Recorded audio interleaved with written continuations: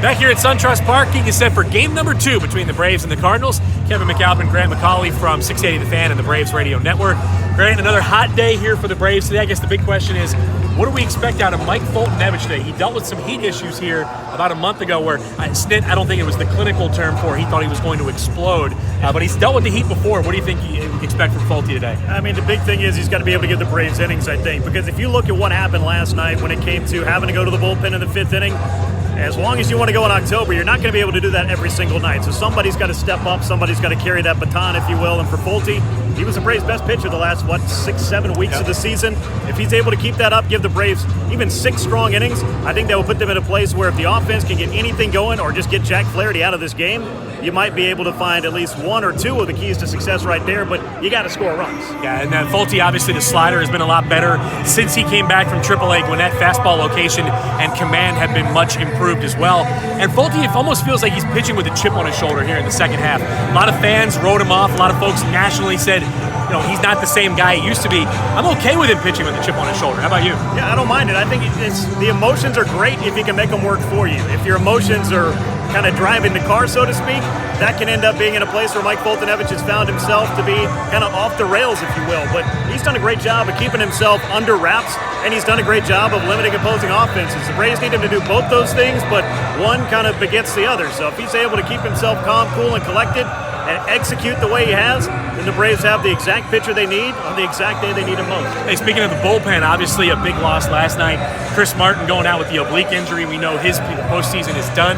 Julio Teheran is back. That's the roster move today. Braves were able to replace Chris Martin on the roster. Julio available out of the bullpen. Same can be said about Max Fried.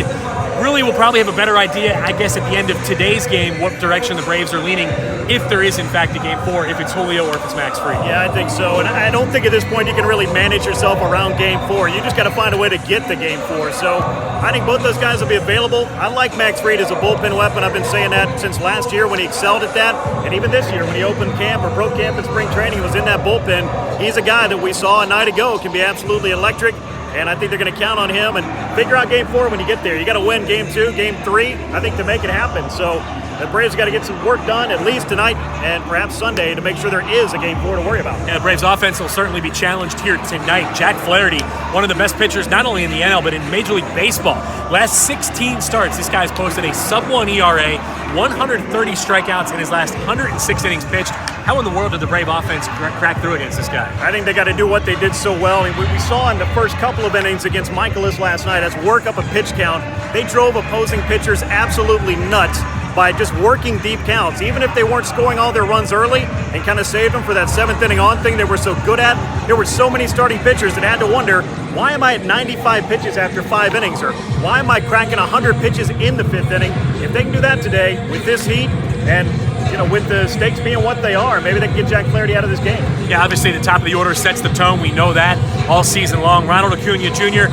had a big night, but obviously overshadowed by him not running out that ball off the wall in right field. Snit talked to him today. Do you feel like it's over? Do you feel like all parties move on? Man, I sure hope that it is, because that's not the one thing that lost the game for the Braves last night. The unfortunate focus is when you are that great player and you have these great moments and you're not at your greatest and it's something you can't control, like your effort, your hustle, that's just disappointing, and it's not the first time. But hopefully this is something that you have to have a short memory in this game, whether you're the guy that gave up the game-winning hit last night or you're the guy who struck out to end the game last night.